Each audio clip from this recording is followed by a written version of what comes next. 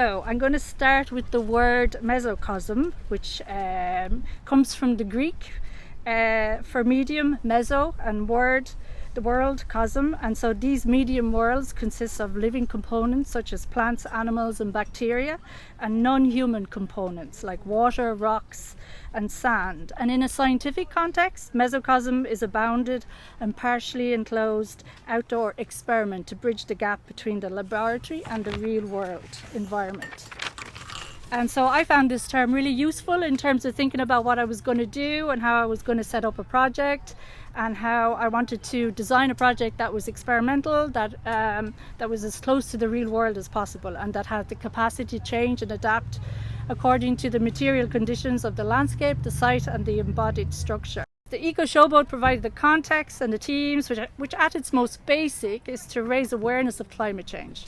Historically, artists since the 1970s have been environmentally aware, responding, for example, to the destruction of green spaces in cities, to mining pollution, to the acidification of the oceans. For example, one work that I draw from quite heavily is Mel Chin, whose revival field was a long-term outdoor installation that utilised key plants to absorb toxic metals from the ground. So with this partially gleaned knowledge in place and my interest in land remediation, I was interested in how I could combine some kind of structural form with plants that could possibly float it on a water system, be that a lake, pond, river, etc., that was damaged or at least not functioning as it should be. So the lineage and approach to this project came also through my long-term interest in working with plants and saving seeds, and developing long-term projects such as the potting shed in Donegal, where I restored an outdoor walled garden and renovated a dilapidated building as a space, and which has since become a very active community garden space and art space for the locals up in Artlink. And so for Eco Showboat, I was interested in learning and working with the capacity of plants as indicators of climate change, harvesting pollutants from the soil and water systems, and how they can heal and nurture damaged human and non-human systems. So I began to think about the garden as a floating island and started to do some basic research on the history of floating islands and gardens, and also how artists have contemporized these forms. So they range from the Chinapas, did I say that right? Artificial floating islands invented by the Aztec civilization, sometimes referred to as floating gardens. They were created by interweaving reeds with stakes beneath the lake surface, creating underwater fences. And of course in Ireland, Scotland and Wales, we have our crannogs, which are our ancient dwellings, generally built in lakes and estuaries, to contemporary public artworks, which I experienced in New York, such as Swale, which was a barge that was turned into a floating garden for food production, basically. And I started to research how science was connecting up with floating islands and gardens. So what I discovered was that most of the structures that was used in a scientific industrial context was actually built from plastic, and although they were doing good work, they were using their plants, it was creating an offset of pollutants into the water system. So that was my impetus for learning to work with willow and to engage with plant material. And willow has been used both as a plant for remediation in the past, but also as a plant for construction. So it seemed like a really good fit to really think about willow.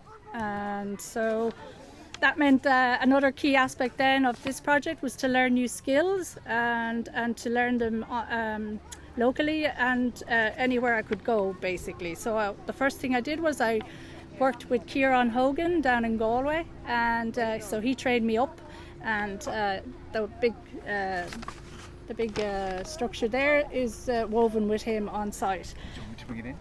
No, I think people can see it. And the basic, the structure that I was really interested in taking apart was the skib, which is the quichot, which is for the potatoes. And also I like the folklore aspect of that as a communal kind of structure. And so I was really interested then in extending the work out to the community. So I worked with the Coriolis Women's Group and Helena Golden, who lives in Leitrim Village, who's a local willow weaver. So we had really good crack, just learning to weave little baskets and building structures around that. And that was held in the Breffni Centre in Carrick. And so most of the plants then are grown from my own seed collection, and so I've also researched some of the plants in terms of their suitability as phytoremediators and which plants are important in this context. So plants that make for good phytoremediators or extractors tend to have an extensive root system, and they can accumulate various contaminants in their root system, and then they tend to be fast growing with high biomass production and abundant shoots. And but there's a lot of work for me to do there, and I'd really like to push that work out more and engage with a scientist, because this is just my basic research basically. So I did do a test basket. I floated it on a pond in Galway, and so that worked pretty well, but it was a bit heavy. So I decided then to rethink buoyancy and how I could make the structure more buoyant and less heavy. So this is where I got into growing mycelium in a hemp extract. So when mycelium is when it dries in a kind of structural form. Should we pass it around? Yeah, you can pass it around. And I've got more in the bag actually. There's just there, Dennis. Yeah. No, this bag. Oh, yes, this bag there. Oh yeah. Right. Yeah. So when they become they float on water basically. So underneath the baskets, then I grew out. So I cast some of these structures, and they're used as buoys basically. Wow. Yeah, it's a pretty amazing. That didn't go as far as I thought it would. They have been coated with shellac. But that's as an organic material. But what will happen eventually to the structures is that I'm hoping that I've timed everything, and that everything will break down together. And then I've planted some little key trees that will hopefully take a root system and encompass the whole structure, and that it'll continue on basically. I don't know, but that's what I'm hoping. So I don't know if you can see that. They can. We can't see it because. So this is the outcome. So these temporary islands, floating gardens. Is that visible enough? Yeah. Okay. Reclamation habitats are seeded with plants that can purify and heal damaged water systems. The pods will also attract and provide an alternative place of rest and source of food for multiple land and water species. It will also provide an alternative space for vulnerable plant communities to claim shelter, whose natural habitats are under pressure from industrial, human and agricultural processes. And it's also got a very nice poetic built in, I think. So we'll show the video now. But I have some images first. So see, these are the images from Thursday. Hold on. Sorry. Hold on. Okay. I don't know if you can see them. Full screen? Yeah, put it back to full screen. So we launched the whole structure on Thursday, just this gone. And fortunately a friend had a coracle, and we took it out to Blackrock Pond, and it's quite happy out there at the minute, and it's anchored into the water, the bed of the pond as well. And we've got some videos which we'll give you, and that's it looking down into a drone. I don't know if you can see it really. So we spent time on site at Blackrock Pond, where we set everything up, brought the baskets out, and we potted up the actual baskets themselves. And so all of these plants have been growing in my home since January really. And let that play away. Okay. Or is that enough of that? No, that's great. That's great. Yeah.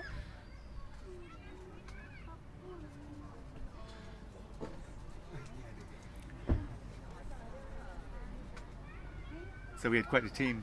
We had a good team actually. I don't know. Does everybody here know Blackrock Pond, which is quite close by if you're in a car? But I don't think we could walk to it. No. Not unless I've never stopped. Well, this is the thing. So some people say it's about. That's done. You can get the other one up.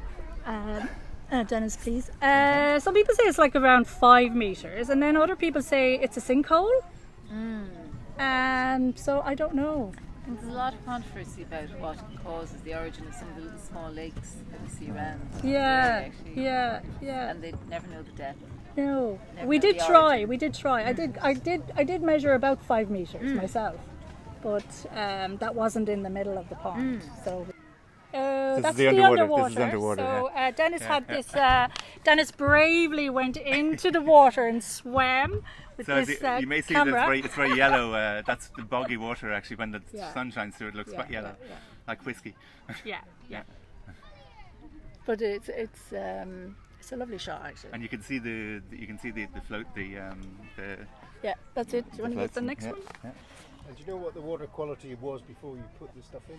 Has it been monitored? That's a good question. No, but that's where I'm hoping to work with inland fisheries to Yeah. get that. Fisherman's where pond, isn't it? It's a fisherman's pond, and believe it or not, I went out today. I brought Rudy out to see it, and today was the first day in over a year that I've seen people fishing in the pond.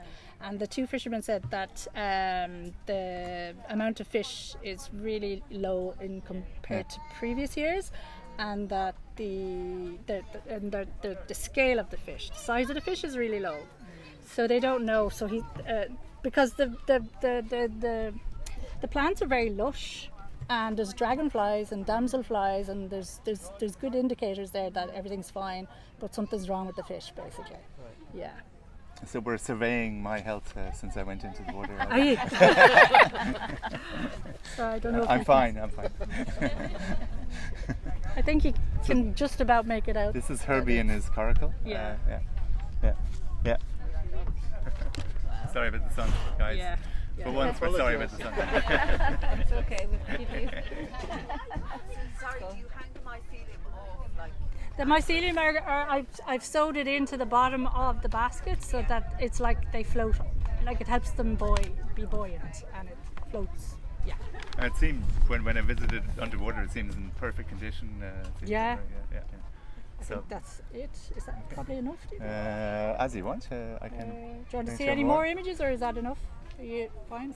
This is a lovely one. So Okay, this is a lot. We'll show you this one. This one's Yeah. good. Yeah, this is a drone that Dennis managed to look down onto the coracle and look down onto the baskets, which gives you a sense of scale, I think. Because once you put something on water, it just disappears. Yeah, It's like, you know. it looked a lot bigger when it was on the bank. Yeah, it looked much bigger. Yeah. Yeah.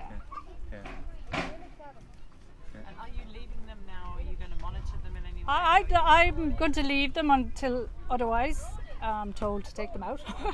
And I would like to monitor them. Yeah, I'm going to set up a time lapse and hopefully monitor the system for a year maybe. And I think that's as most as I can do. That's the best, you know. Yeah. They're anchored. Yeah, it's anchored in. Yeah. On what scale do the plants grow up? Oh the thing was, it wasn't really a good time to be moving the plants because they don't like to be moved just after flowering. So they had all matured. So it'll be interesting to see how or which plants will take actually after, because they don't really like being moved. Some of them will be happy. Yeah, some of them might be okay. Say that again. Will they go through a season? Oh yeah. They're all perennials. Yeah, and then some of them will lay out some seeds. So yeah, they're there for. So Christine, the research Hopefully you a put time. into the planting, was that something that's been going on for years, Yeah, or is it yeah. specifically for this project? Yeah, or? no. I'm a avid seed collector, and I do a lot of work around plants and Yeah. seeds. So this was an ideal project and context for extending that out into this kind of water system. I've never worked with water before, Right. so that was interesting for me actually.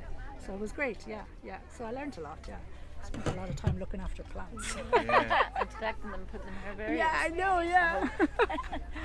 And actually, so I'll finish with. So I should mention that yeah. by the way, our wish had been that the Mesocosms would be here.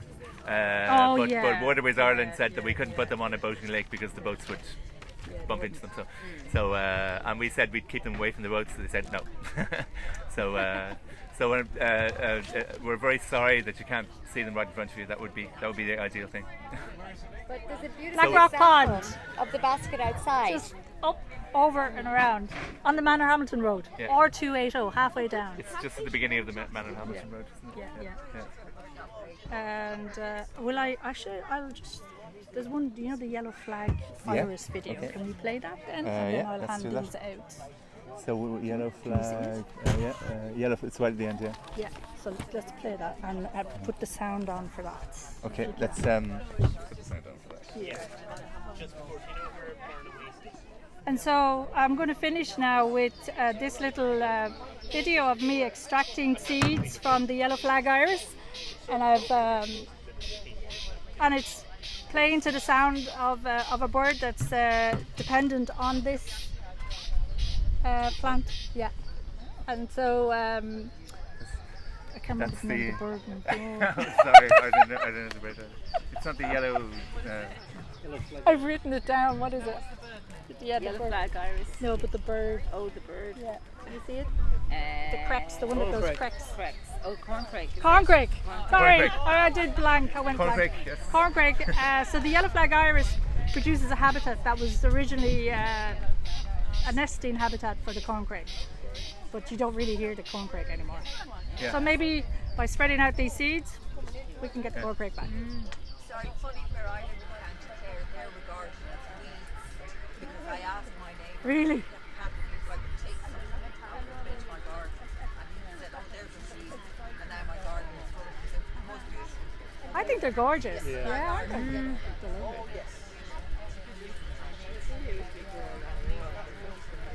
Damp ground. Thanks very much. Thanks very much. Thanks everybody. Okay. Thank Any you. other questions? Any other questions? Yeah, go ahead.